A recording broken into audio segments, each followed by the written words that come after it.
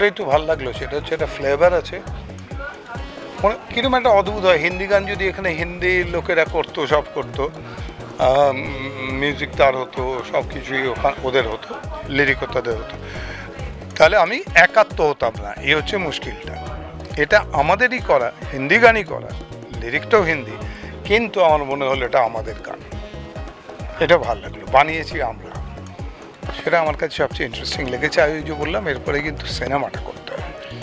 আমরা এখান থেকে এমন ছবিও বানিয়ে দিতে পারবো, আমার ধারণা, এখানে যারা ওটিটি করছে খুব ভালো কিছু ওটিটি করে, দারুণ ওটিটি করে, সেরকম ডিরেক্টররা যদি ছবি বানায় হিন্দিতে, পরে কিন্তু ওটাই ডাব করে ওরা দেয়, ডিফারেন্ট জায়গায় পাঠিয়ে দেয়। তো তা যদি পসিবল হয় তাহলে ছবিটা কেন হবে না? তো ছবিটা গ্র্যান্ডিয়ার ফিল্ম একটা করেই যেতে পারে।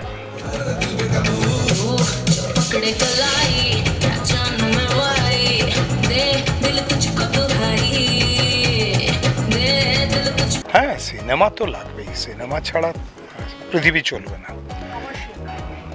হ্যাঁ, মানে যে কোনো ফর্মে সিনেমা লাগবে। ইংলিশের সুবিধা হচ্ছে কি, ওদের তো পুরো পৃথিবীটা রাজ্য, সেই জন্য ওদের একটা খুব হয়তো ক্লাসিক ছবিও চলে যাবে, কারণ তার পার্সেন্টেজ হয়তো দেখবে হয়তো সারা পৃথিবী জুড়ে 15%, কিন্তু তাতেই তাদের পয়সা উঠে যাবে। হিন্দিটা অনেক বড়, সাউথটাও বিশাল, কারণ সাউথের লোকেরা সাউথ ফিল্ম ছাড়া দেখে না, এটা একটা মজা, বাইরে থাকলেও তাই। সেই জন্য ওদের সুবিধা একটা, ওদের বিরাট অডিয়েন্স আছে একটা। কিন্তু ঘটনাচক্রে হচ্ছে নাম্বার অফ, যদি পার্সনস ধরা হয় কত লোক কোন ল্যাঙ্গুয়েজটা বলে, তাহলে আমাদের প্রায় 27 কোটি লোক পৃথিবীতে বাংলা বলে। যদি আমরা ঠিক সেটাকে এক্সপ্লয়েট করতে পারতাম, যদি বুদ্ধি করে কিছু বানাতে পারতাম রাস্তা, তাহলে আমাদের ছবির, বাংলা ছবির দর্শক বা টাকা খেত কি, এত বিশাল কিছু হতে পারত। 27 কোটি লোক, তার মধ্যে যদি 10 কোটি লোকও রেগুলার ছবি দেখতো, আমাদের যথেষ্ট ছিল আমাদের জন্য, তাহলে এই হলগুলো উঠতো না, আমরা অনেক বেশি মাল্টিপ্লেক্সেস পেয়ে যেতাম। সেখানে কিন্তু ওটা মুশকিল হচ্ছে যে এটা কারোর মাথায় এখনো পর্যন্ত সেই who is to bell the cat হয়নি, একটা নিউটন পায়নি যে ফল পড়লে ওটাকে মাধ্যাকর্ষণে টেনেছে বলে। আগে বহু লোক দেখেছে ফল পড়তে গাছ থেকে, কিচ্ছু এসে যায়নি।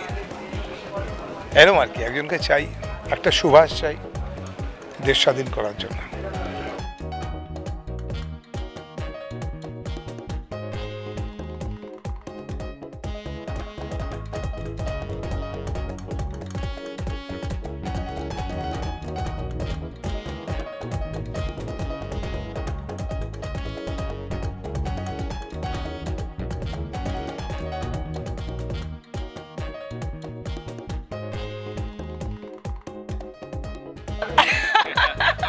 অ্যাকচুয়ালি কি বলবো, মানে আমি যতই মিষ্টি হওয়ার চেষ্টা করি, সেই ঘুরে ফিরে একটু তিখি মির্চি টাইপেরই হয়ে যায়।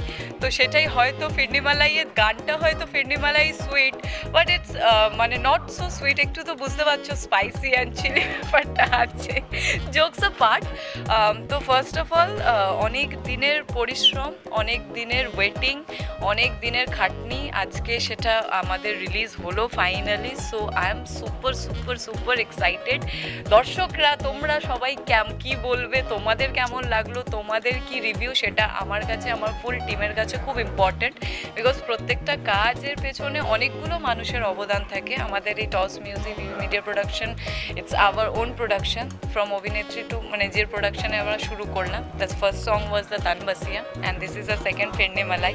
চেষ্টা করেছি একটু বলিউড, একটু সাউথ, একটু অন্যরকম কিছু করার, দর্শকের কাছে বাংলায় থেকে যে চিরঞ্জিত স্যার বললেন যে হিন্দির ফ্লেভারটা আনা, সাউথের ফ্লেভারটা আনার, আমরা চেষ্টা করতে পারি, because we are just started. তো আপনারা বলবেন, আপনাদের ভালোবাসা, আপনাদের আশীর্বাদ, সাপোর্ট আর আপনাদের রিভিউ ছাড়া তো সেটা পথ চলা সম্ভব, এতদিনও হয়নি, আগামী দিনেও হবে না। তো একটা নতুন রূপভাবে, নতুনভাবে আপনাদেরকে প্রেজেন্ট করেছি। সো প্লিজ আপনারা দেখবেন গানটা, টস মিউজিকে আজকেই অন এয়ার হয়ে যাবে ফ্রম 5 PM। টস মিউজিক আপনারা সাবস্ক্রিপশন করবেন অ্যান্ড জানাবেন যে আপনাদের কেমন লাগলো। ডেফিনেটলি।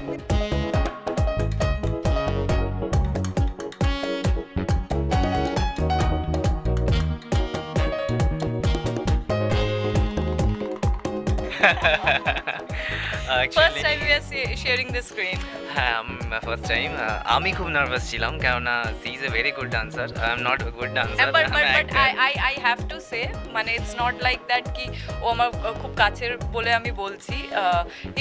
মানে he is not so good dancer, but আমি এটুকু বলতে পারবো একদিনের রিহার্সাল করার পর এই মানুষটা এইভাবে নেচেছে, তো I am very happy with that. আমাকে ওর জন্য প্রচুর রিটেক দিতে হয়নি, তো এটা আমি একদম সত্যি কথা মনের কথা বললাম। যে মানে হয় না যে আমি যদি চাই বা আমার যদি ইচ্ছে থাকে বা আমি করতে চাইলে সেটা सब কিছু করা যায়, किसी चीज को शिद्दत से चाहो तो वो हो ही जाता है। तो इसने की है कोशिश Thank you. and the result is in front of you all.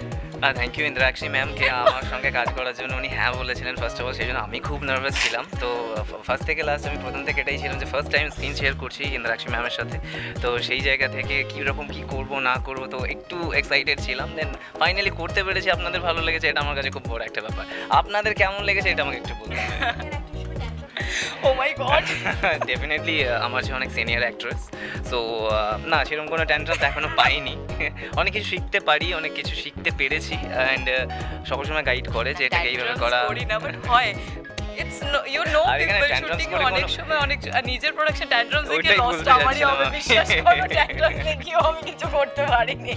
আমি একটা জিনিস ফলো করেছি যে এটা হয়, আমি যেহেতু আমরা এই কাজটা এই গানটা আমাদের কেমন বলিউড গান করতে গেলে কি তাদের হিউজ একটা বাজেট থাকে আর হিউজ টাইমও থাকে, 4 দিন 5 দিন করেও গান হয়। তো আমাদের এই গানটা আমরা 8 ঘন্টায় কমপ্লিট করেছি। তো যে আমার যে স্টেপটা ছিল ওটা ভোর 5টায় আমরা শ্যুট করছিলাম, যে লাইট আসার আগে আমাদেরকে পুরোটা কমপ্লিট করতে হবে। তো ম্যাডাম বলছে ক্যামেরাম্যানকে যে চলো চলো চলো চলো এবার এটা করতে হবে, এই লাইটটাকে করো, এই জোনটাকে রেডি করো, শুটিং এতটা বলি না, এটা নিজের তো কমপ্লিট করতে হবে, একটা কমপ্লিট করতে হবে, চলো চলো It's a চলো। huge responsibility because এতদিন অন ক্যামেরা যেতাম, কাজ করতাম, অভিনয় করতাম, it's back up and we came home. But তার আগে মানে প্রি প্রোডাকশন আর পোস্ট প্রোডাকশন যে কতটা ডিফিকাল্ট সেটা আমরা নিজেরা যখন কাজটা শুরু করি মানে ফিল করেছি। And of course it's a new journey and অনেক কিছু শিখতে পারছি। আগামী দিনে আশা করি ভালো কিছু করব, স্যারের কথা মাথায় রেখে অফকোর্স ইচ্ছা আছে আগামী দিনে মুভিজও করার। তো আমরা অনেক কিছু মাথায় রেখে এগোতে চাইছি আর অফকোর্স আপনাদের পাশে। ডেফিনেটলি ক্যামেরার সামনে কাজ করাটা তো ডেফিনেটলি একটা কঠিন ব্যাপার, বাট ক্যামেরার পেছনে যে মানুষগুলো থাকে ওনাদের অবদান অনেকটা। ওনারা ঠিকঠাকভাবে না থাকলে আজকে আমরা যারা ক্যামেরার সামনে দাঁড়াই সেগুলো পসিবল নয়। Even it's a team work. Even আপনারাও এইভাবে আছেন বলে আজকে আমরা এখানে আছি। তো thank all are connected. Thank you people all behind the camera. Thank you for coming and এত ভালোবাসার জন্য thank you Love you. so much. Love you all. Thank you so much.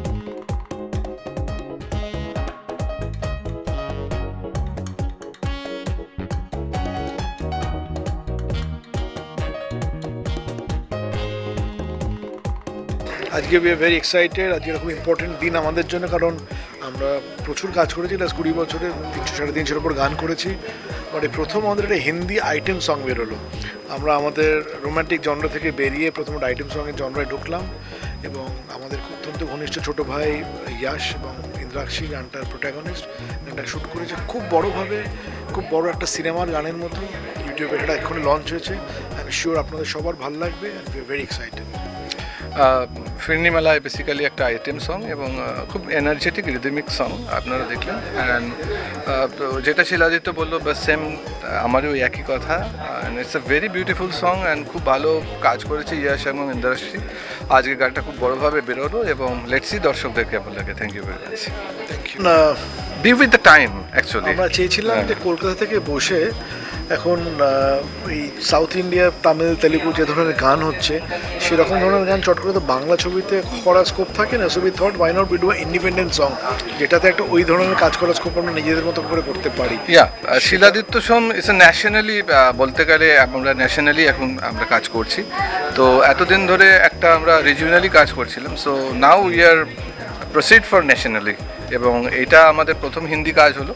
So let's see, আগে আরও অনেক হিন্দি কাজ আমাদের করার ইচ্ছা আছে। আর আপকামিং অনেকগুলো সারপ্রাইজ আছে এবং তো খুব আমাদের বড় কাজ খুব শিগগিরই বেরোবে। মিউজিক কোম্পানিটা বলছি না, ঠিক 90s বা 2000 সালে প্রথম দিকে কুমার শানুর 4 গান শুনে আমরা বড় হয়েছি।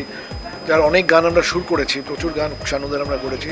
শানুদার একটা খুব ভালো হিন্দি রোম্যান্টিক ডুয়েট, ঠিক যেভাবে আশিকি সালজান দিলাকে মান্তানিতে ছিল, ওই ধরনের গান নিয়ে আবার খুব শিগগিরই আমরা আসছি, হয়তো 2-3 মাসের ভেতরেই বেরোবে গানটা, খুব বড় হবে।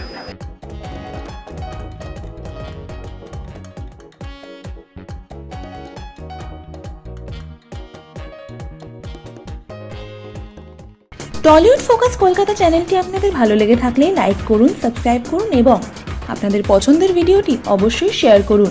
Tollywood focus Kolkata.